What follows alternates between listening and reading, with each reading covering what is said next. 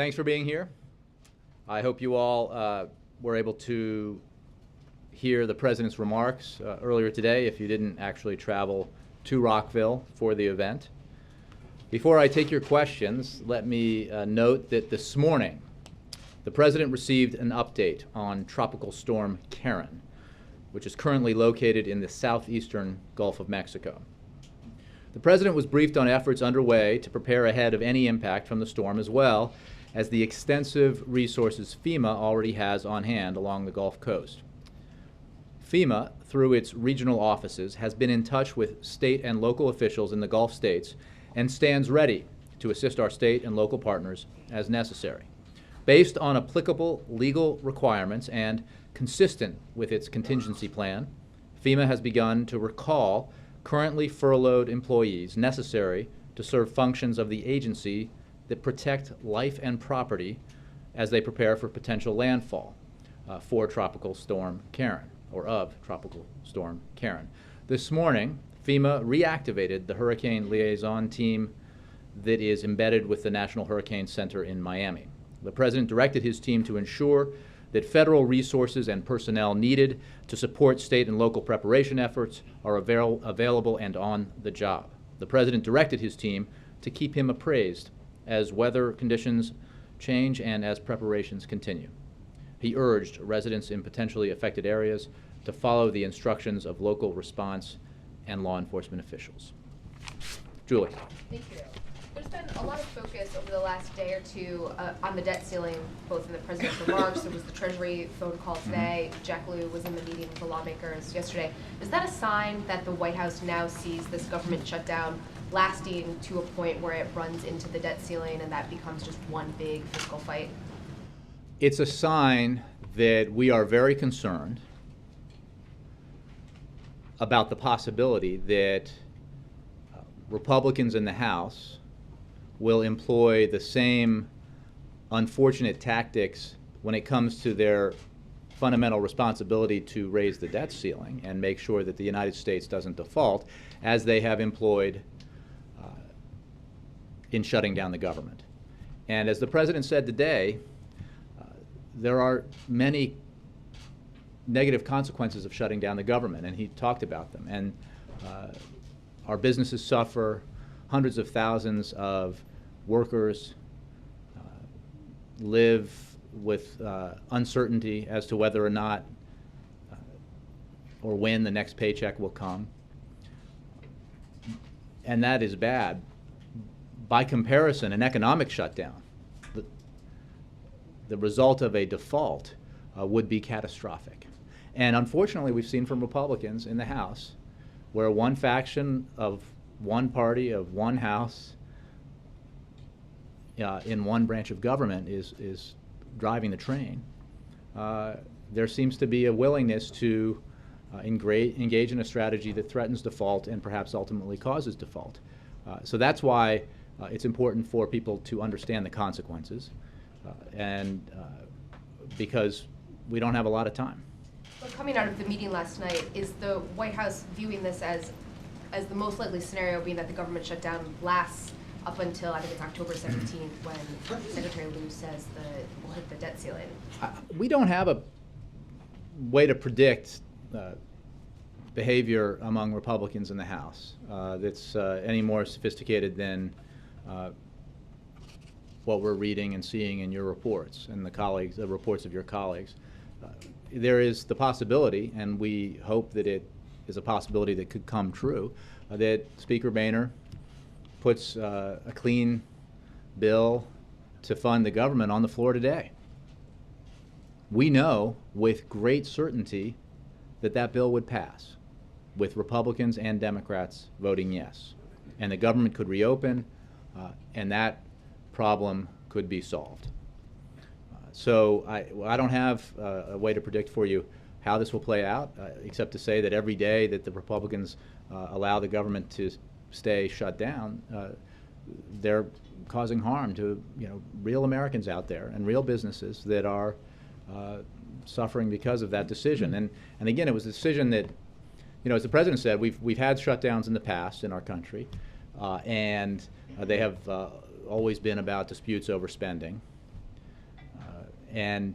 What is unique about this one, of course, is that this is about an ideological crusade to sabotage a health care law that reduces the deficit. And that the Republican Party has no prospect of an effort that they have no prospect of succeeding in. The President will not allow the full faith and credit of the United States to be held hostage by these partisan ideological demands. Do you also have any update for us on the President's travel to Asia? And if not, can you give us a sense of when you might have word on that? I don't have an update. As I said yesterday, we are evaluating the President's trip in light of the shutdown, sort of regularly and daily, and as we have new assessments to provide to you and information to provide to you, we'll do that right away.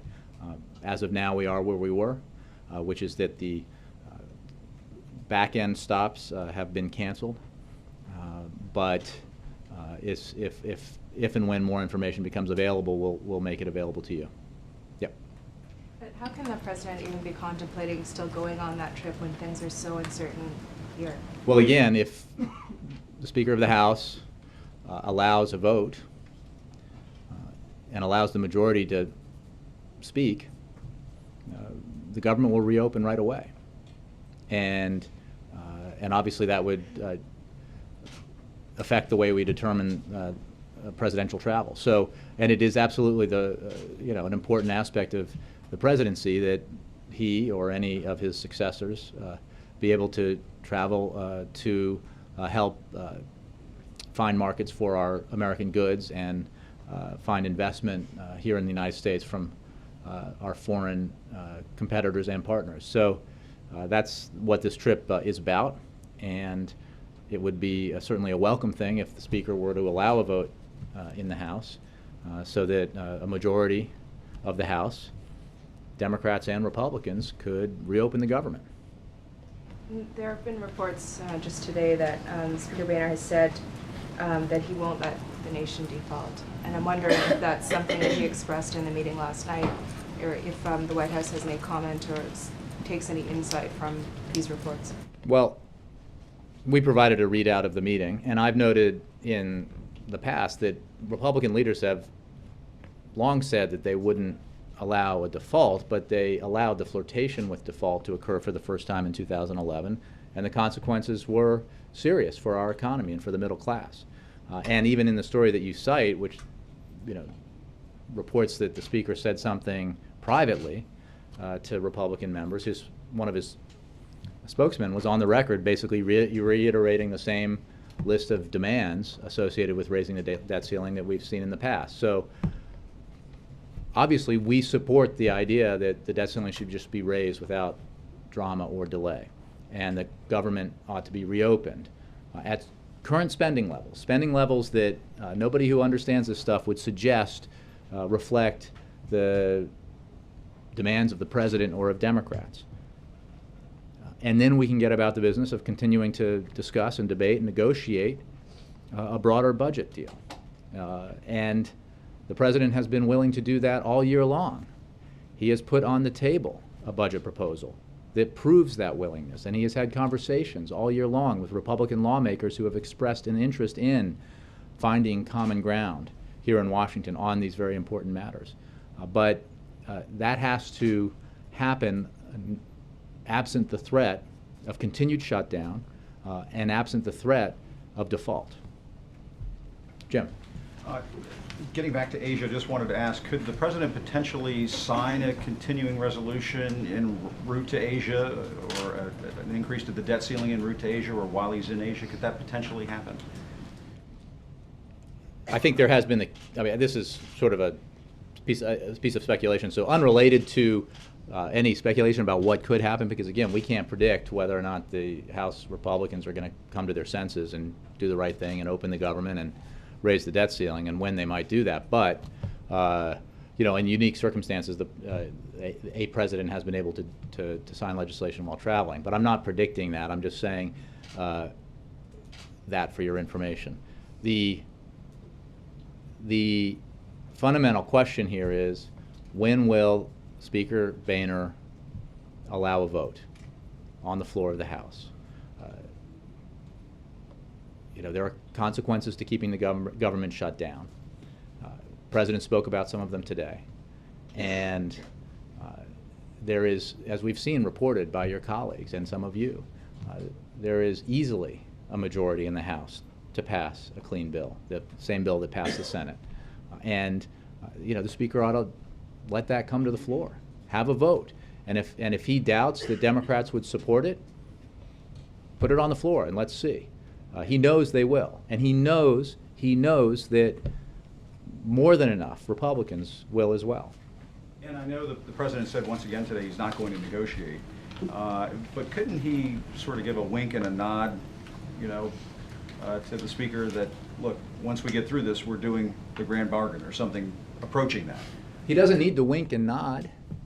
He's said all year long that he wants to reach a broader budget agreement with Republicans who are serious about finding compromise and exploring common ground. That was what the dinners and the meetings and the coffees were all about this year. That's what his budget proposal was about. That's what his original offer to Speaker Boehner in December was about. And remember, that offer, which was viewed appropriately as a significant a demonstration of his willingness to find common ground and compromise, has remained on the table ever since. Now, if you recall, back at the end of the year, the Speaker was talking about $1 trillion in revenue and that offer was on the table. You haven't heard from him since whether that offer remains.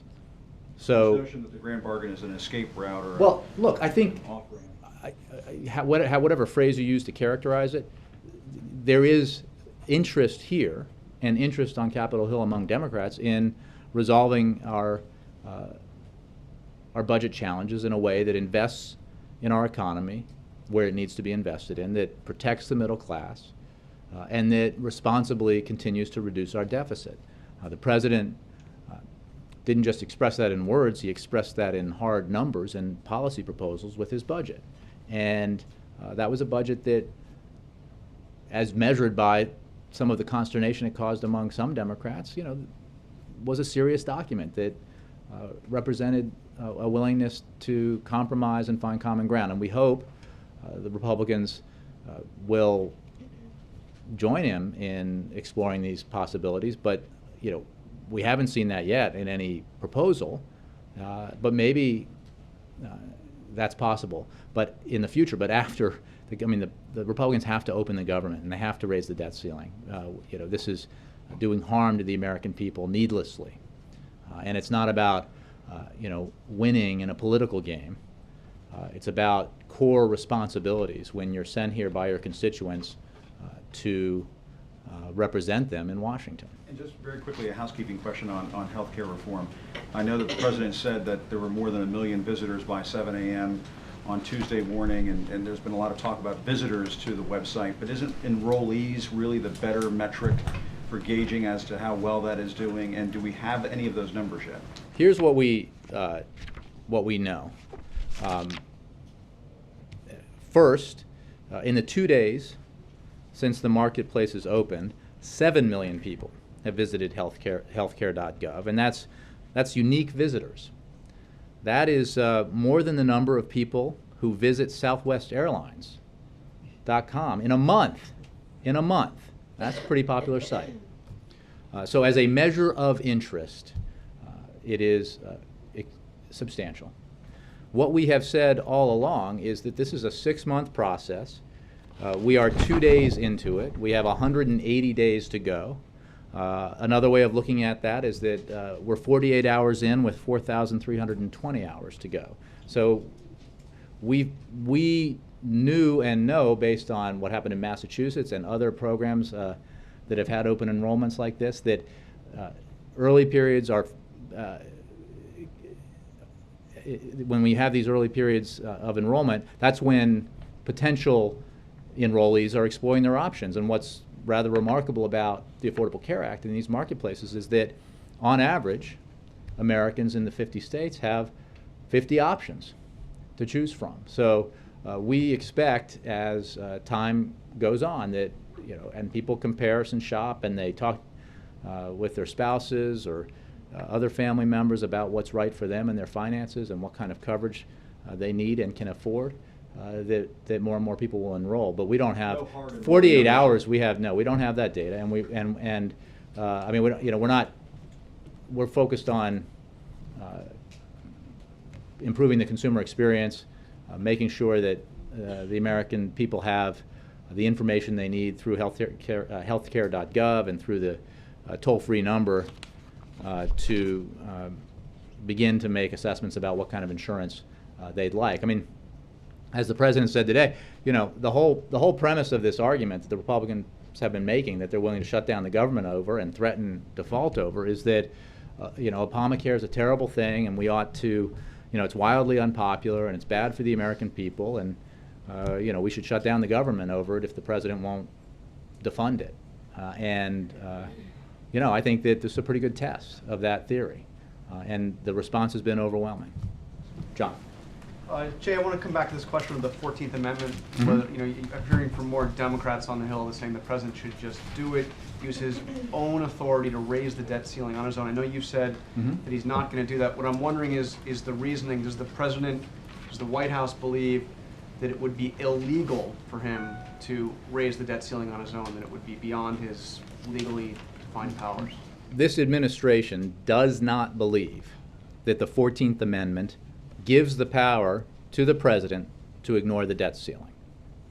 So we do not believe that the 14th Amendment provides that authority to the president.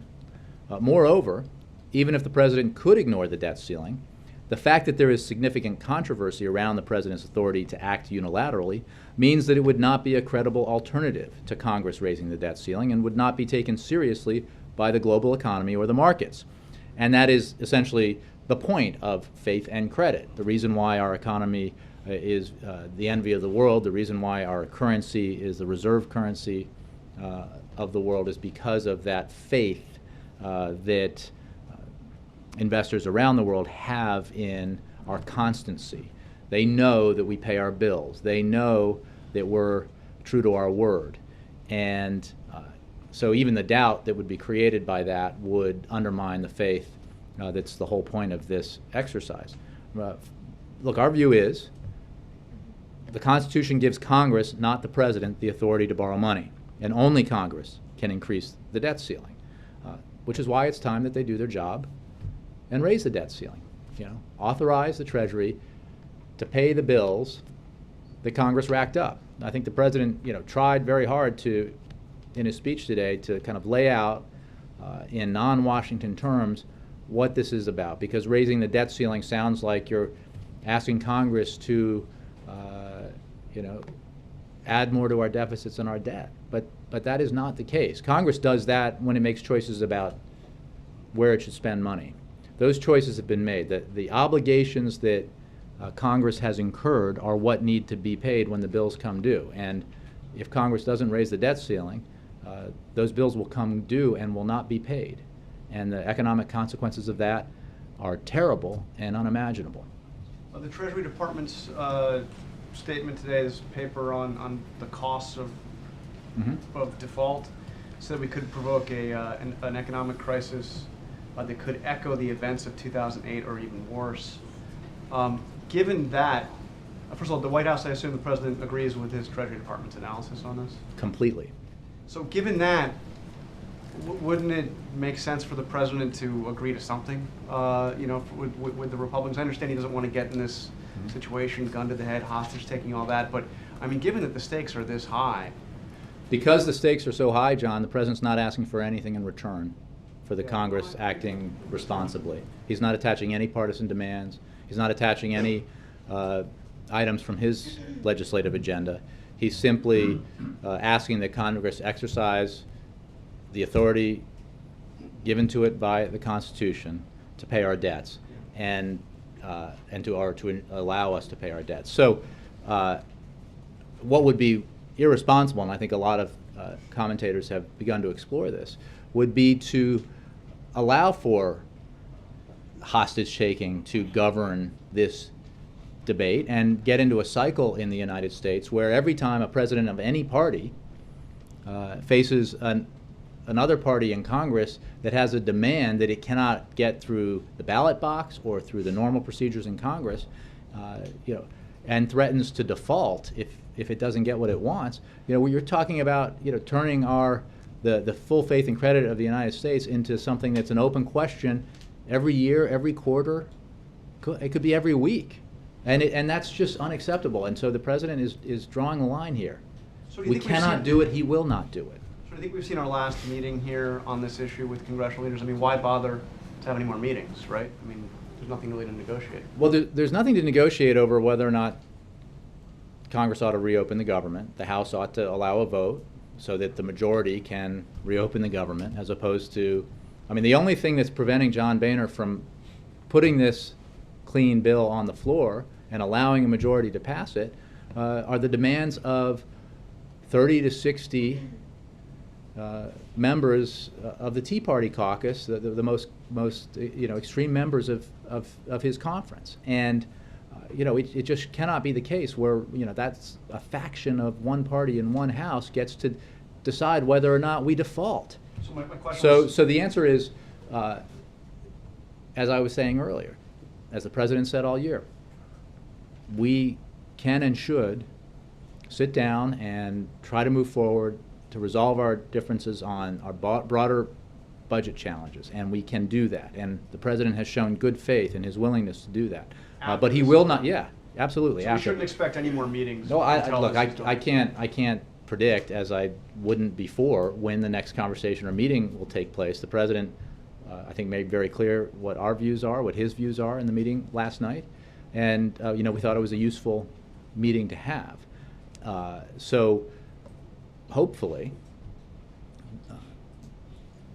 the Speaker will cut his losses here, and not just his losses, but the American people's losses, and do the right thing and just put it to a vote. Just allow the vote. If they're convinced, as I saw, I think the majority leader suggest, that there aren't Democrats to support this, we're willing to take that risk. We think he's wrong. We know he's wrong. You know he's wrong. The Republicans are there to deliver the votes so that the majority can speak and we can reopen the government. So just Yeah. to clear this up, what the president is willing to negotiate, he's made it clear, you've made it clear, nothing negotiable about as long as the Health Care Act is involved. Does that mean that you have to have a clean CR before he negotiates anything else, or not? Yes. So he's not willing to negotiate anything There's else? not, here's the thing. The government's closed, Bill. All we've said is reopen the government on a short-term CR without any partisan demands associated with it. The short-term CR is based on levels of spending set essentially by Republicans. Some of them have said, that we should call that a victory. Well, maybe they could, but here's, Bill, let me finish. So what you're absolutely right. We are not making any demands associated. We're not saying change the levels of spending. We're not asking to attach legislation to improve our background check system for gun purchases. We're not asking for anything. The president's not asking for anything in return for Congress opening the government and at levels of spending that existed for the past year. So if that's a problem, why didn't they shut down the government in some other way previously? So what if they're asking for something other than the Affordable Health Care Act? Reopen the government on a short-term CR, and we can negotiate our budget And challenges. dropping the tax on, medical devices or something like that. Right. We're not. There are two issues here. We're not going to. First of all, that is an Affordable Care Act issue. Secondly, Are you ruling that out? yes. Secondly, Medical device. as a condition of reopening the government, okay. yes. Oh, What the president has said all along is that he is eager and willing to have discussions with lawmakers of both parties who believe that there are ways to improve the Affordable Care Act, make it more effective, make it more efficient, and better for the American people. And But not he has until no the doubt that there may Republicans be. cave. What's that? But not until the Republicans cave. It's not caving to open the government at levels of spending that you set. What's caving from their current position? Because their current position is to hold the American economy and the American people hostage in exchange for their ideological demands. So, as many Republicans now, my argument is made a little easier here because I'm simply echoing Republican senators, Republican commentators, and some Republican congressmen in calling on the Speaker of the House to allow the House of Representatives to vote, because it's the right thing to do. Because shutting down the government over a demand that they couldn't achieve in Congress, and they couldn't achieve the 40-odd times they've tried to do it since, they couldn't achieve in the Supreme Court, and they couldn't achieve it in an election, is just common sense. So they should just do it, and then we can go about the business of discussing and debating and negotiating a broader budget This agreement. could go on for a very long time, I guess. Well, it's up to the Speaker, isn't it? I mean, we can't call a vote on the House. If we could, we would have done that already. And we know a majority would vote yes. So, I think it's worth asking the Speaker, why not let this bill come to the floor to reopen the government and see how it goes. And I think, again, citing Republicans, a lot of Republicans would vote for it, which, if this is all about internal Republican Party politics and job security, I think would provide pretty good cover, even as they did the right thing. And then they should make sure that the debt ceiling is raised, and then we can move on here and stop allowing these wholly unnecessary crises to dominate what happens here in Washington, and we can get about the business of helping the middle class. Okay, just one more time. Yeah. Would the president agree to negotiate other things if the Republicans allowed a vote to come to The floor? president has agreed to negotiate. Would he agree to negotiate specific items? Well, the president said he's willing to talk about any idea that any lawmaker has when it comes to improving or making more effective the Affordable Care Act. He's willing to have discussions, as he's demonstrated all year long, about how to invest in our economy, invest in the middle class, and have our deficits, continue to be reduced in a responsible way in the medium and long term. And he hasn't just said it, he's put it in writing, and he's put it in concrete proposals that represent serious compromise. And we hope Republicans will do the same. Thus far they haven't, although there are certainly many Republicans who, in conversations with him and with other members of his team, have expressed interest in trying to find that common ground and a willingness to not rule out, the whole idea is you gotta be willing to compromise. You can't stick to your absolutist position. The president's demonstrated that he's always been willing to do that, and we hope Republicans in the future will as well. Ed? Jay, on the debt ceiling, the president said again today that the debt ceiling is only about old spending, using the analogy about you order a meal, a couple of glasses of wine, you try to skip out on the tab. To use your analogy about credit cards, isn't it not just about paying the credit card for that meal, but also if the credit card company says, Mr. Carney, we're going to increase your credit limit from $5,000 to $10,000, that then allows you to borrow and spend more money down the road? Only if Congress says so. We know that they're going to, though, since spending has increased Congress, through wait, Republican and Democratic Congresses, but, right? So you say we should default to stop Congress from I'm not saying we should exercising its default. right I'm to just set? saying, you're saying it's only about old spending. It is. No, There is but nothing. It opens the door to new spending as well, doesn't it? What opens the door, the only way to spend money is through an act of Congress. That's the only way. So they decide how we spend money, and we should debate what our budget priorities are and what programs we should invest in and what programs we should cut back in through the normal process. What is impermissible is to use the necessity of authorizing the Treasury to pay our bills as leverage in order to achieve ideological aims that you can't achieve otherwise. And why that's impermissible is because the consequences of default are economically calamitous. And guess what happens with them? Aside from all the human damage that's done to middle-class families everywhere, that devastating impact on our economy means potential recession, certainly a slowdown in growth, which means fewer revenues, which means greater deficits, which means compounding the problem all over again. Not even to mention the sort of long-term impact of default on America's standing in the world and America's influence economically around the And world. what you're saying about all the potential bad consequences, on top of that, the Treasury report John mentioned that said the crisis could be worse than 2008. The president tells CNBC yesterday Wall Street should actually be more worried than they are right now. Don't presidents in both parties usually, in times of crises, try to calm the public down? Why are you trying to get the public more scared? We're not. We're just providing them with the See, basic Wall Street facts. should be more worried. They should. So, Default that's is- opposite of what you just said. You Ed, said I'm- we're not trying to scare people. Ed, you can go on. I encourage you to test how it plays. If you go on the air and say, America, chill out, default's not a big deal. It is a big deal, and the American people need to know that. Last thing is the president, we're just 2.5 weeks after the Navy Yard shooting, and he used this analogy today about putting a gun to someone's head in negotiations, putting a gun to the American people's head by threatening a shutdown. When he was in Tucson in 2011, he said, we're so sharply polarized right now, we need to, quote, make sure we're talking with each other in a way that heals, not in a way that wounds. Is it a good idea to be saying Republicans are putting a gun to the head of the American people right now? Look, the Republicans, again, I can cite numerous Republicans, including one congressman who referred to his fellow Republicans as lemmings wearing suicide vests.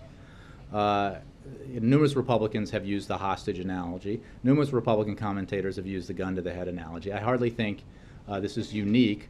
I mean, again, if you're suggesting that hurt feelings are why we've I'm shut saying down the hurt feelings. government. I'm saying the president A, himself B, said you this kind yourself of rhetoric referred should- to Republicans shooting at themselves the other day in the briefing. So talking about the I president's think words. I I'm think talking about the I think the president. people who watch this could probably get through that. Yeah, I'm just saying the Kristen. president.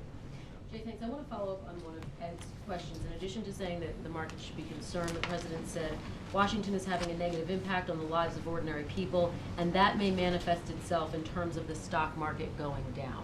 Is there any concern that that type of language is actually goading the markets? No, look, we know from what happened in 2011 that the mere threat of default, the first time in our history, through all the times that the debt ceiling has been raised, where it became obvious that there was the possibility, because of the enthusiasm with which some in Congress greeted the possibility, that we might default, markets reacted.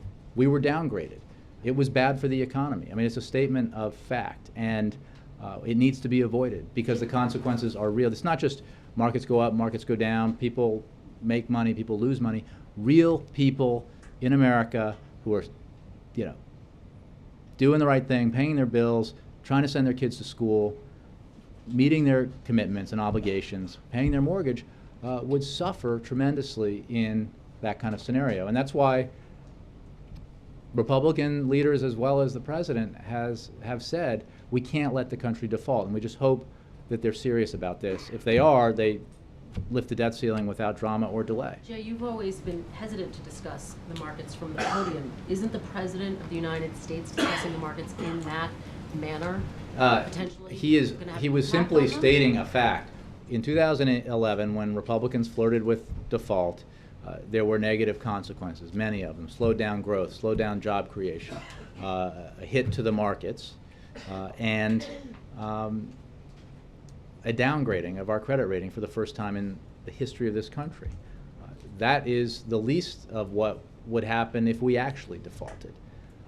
President's obviously also carrying the responsibility of informing the American people of the truth, and that is the truth. I want to ask you about Iran quickly. Prime Minister Netanyahu told NBC's Andrea Mitchell that he's open to a diplomatic solution, but he also said that the key is to maintain pressure through sanctions and the threat of military force. Does the president agree with that assessment, that sanctions and military force need to stay on the table? The president's never taken anything off the table.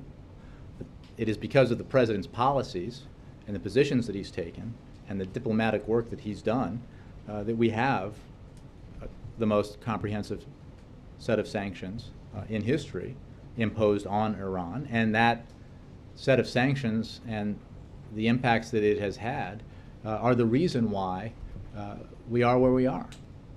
Iranian leaders have acknowledged that the sanctions have had a devastating effect on their economy, and countries around the world have participated in that sanctions regime, some of them at some cost to themselves, because they all agree that it is essential that Iran not acquire a nuclear weapon. Now, we are in a period where, because of the new government and what the new government has been saying and indications from the Supreme Leader and others, that there is the potential, at least, for seriousness about resolving this problem, that we're exploring that potential. And there was a P5+1 meeting at which the Secretary of State and his counterpart, the Foreign Minister, participated, and there will be another P5+ meeting this month. So we're going to test the theory, but it is because of the consensus and the seriousness of purpose and the commitment that the President has made to the idea that Iran cannot acquire a nuclear weapon that we are where we are. I'm sure you're aware of the language that's been used, the wolf in sheep's clothing, according to Netanyahu. Does that undercut the President's diplomatic efforts with Iran, that type of language? Well, I think, as I said the other day, Israel has every right to be skeptical. Everyone has a right to be skeptical because for so long now, Iran has failed to live up to its international obligations. It has flouted the demands of the international community to abandon its nuclear weapons program. We hope, because the window of opportunity remains open to resolve this diplomatically, that Iran is now serious about resolving this issue and in a transparent and verifiable way, giving up its nuclear weapons ambitions, and by doing that, rejoining the community of nations. Yeah. I have a And then question Carol. about debt ceiling. You Mhm. mentioned that there's tremendous amounts of confusion in the public, or actually just out and out ignorance. Nobody really understands what it means. Is it your understanding that if the debt ceiling is breached, no Social Security checks can be issued?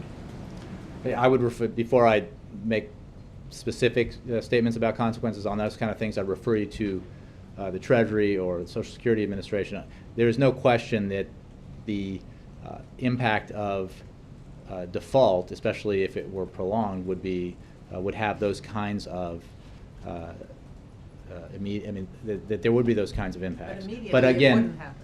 well, I think there's a schedule on which Social Security checks go out. But look, when you start failing to pay your bills, and the world knows you've failed to pay your bills, the consequences are hard to predict, but they're all bad. So on like the timing and schedule of things that would happen, I'd refer you to the agencies responsible for them.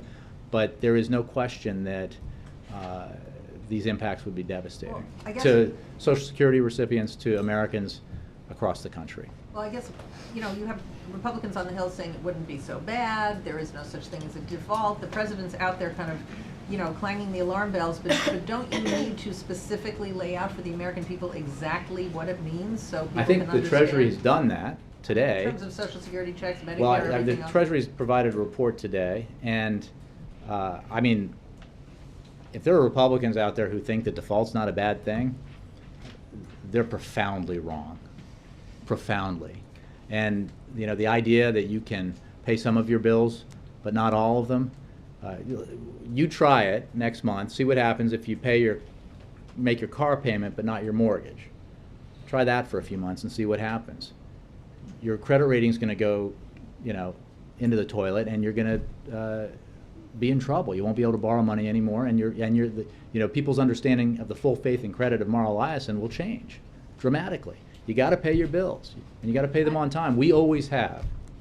The United States always has. I just have one question about what happened the last time when the Mitch McConnell, I don't even know what you want to call it, gimmick, where you actually raised the debt ceiling. Congress let the president do it. If I'm remembering this I think correctly. there They was a didn't vote on mechanism, it. right. Yeah, they actually passed the responsibility to you. So there has been a case where the president actually did raise the debt ceiling.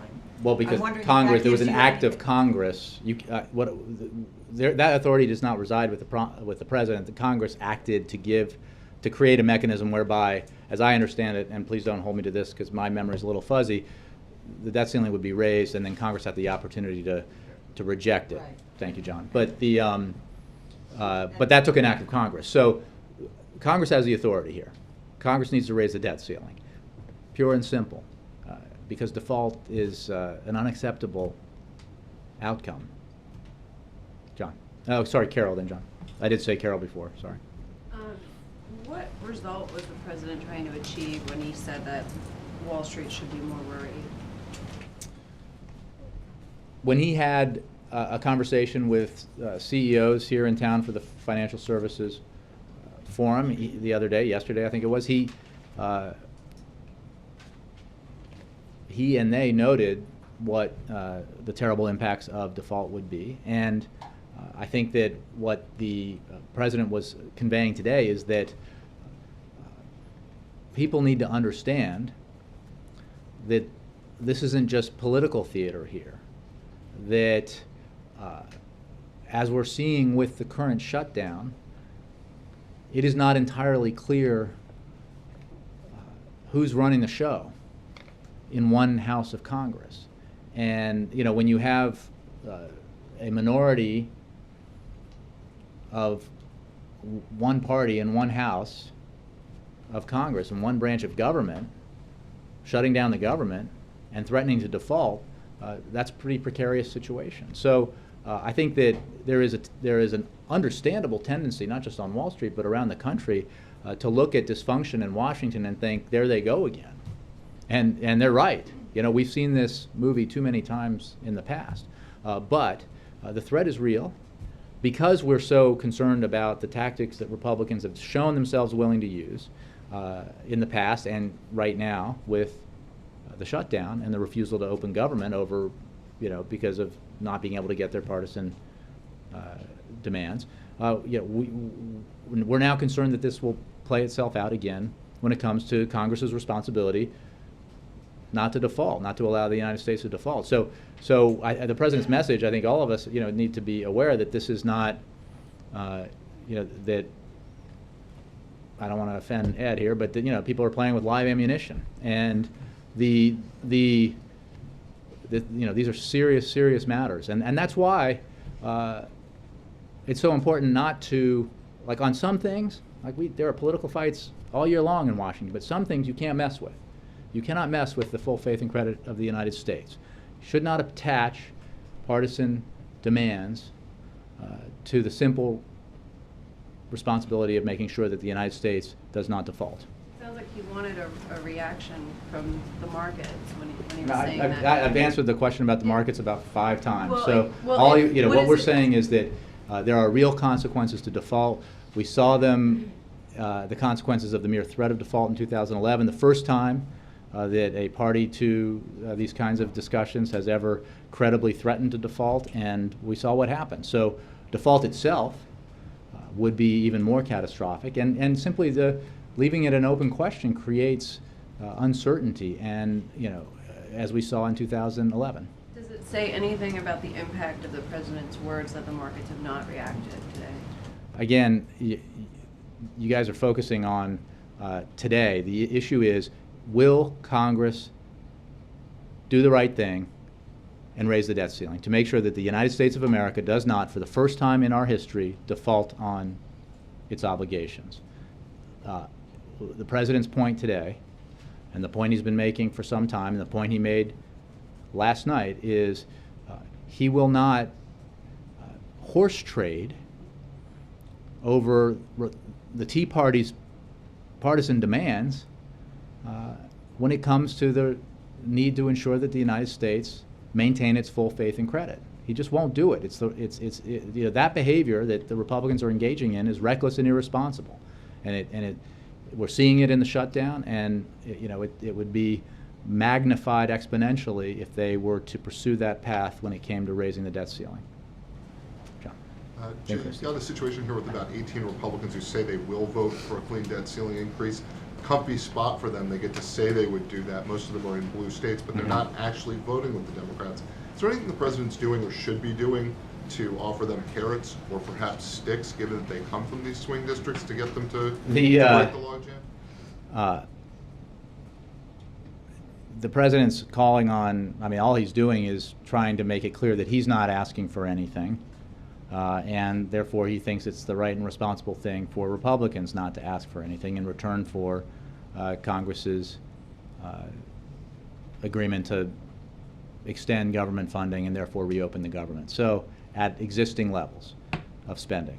I have to, I sort of hung up my reporter's notebook, but so I don't know this firsthand as well as I used to, but I've seen some very good reporters write that with great confidence, and now tweet, something that didn't exist when I was doing it, but that with great confidence that not only would 17 or 20 Republicans vote for this if the Speaker put it on the floor, but significantly more would.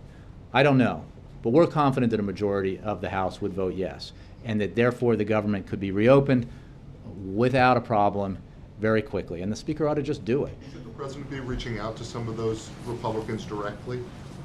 I don't think that look, a lot of these Republicans have said they oppose, obviously, they supported a different candidate. A lot of them opposed Obamacare. I don't think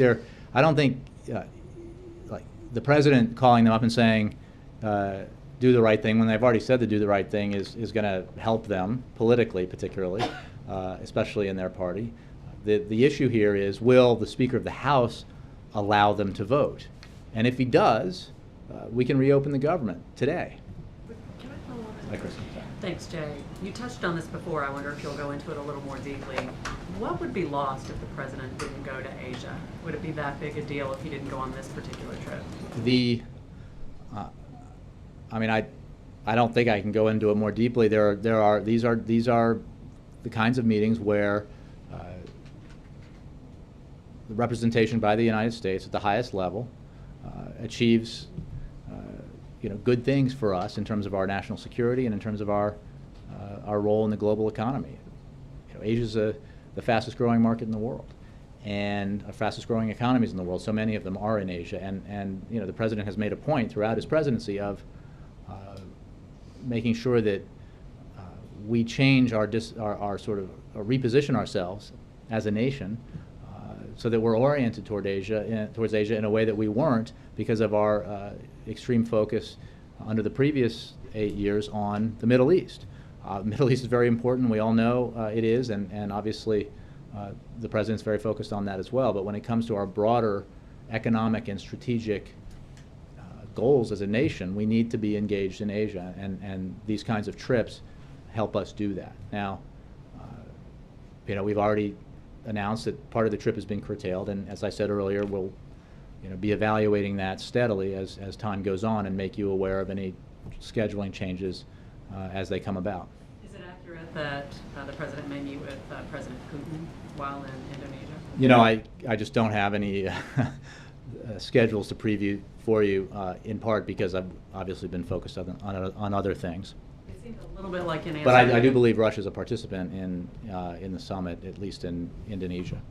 It seemed a little bit like in answer to Roberta's question, you were saying the President won't leave the country if the government is still in shutdown. Has that determination been made? I'm not going to speculate about what would happen if, because there is still time for that question to be moved. The Speaker of the House can reopen the government today, and we hope he does. Alexis and Steve. Can I have a quick follow-up to what John was asking you? I just want to make sure I understand, because you've mentioned dozens of times the like-minded House Republicans who would ally themselves with the President today on a clean CR, and people like the Washington Post or news organizations have that list. You know who those folks are? And they have publicly said things that they would like to convey, they sound like they'd like to convey to the President himself. So let me just clarify. The President sees no utility in perhaps having a meeting with the like-minded House Republicans. No, I just want to ask to mix things up, to apply pressure on the Speaker who is stuck. No? There's no Well, again, utility? I don't have a strategic plan to unveil to you today in terms of how we're going to convince the Speaker to do the obvious and right thing here.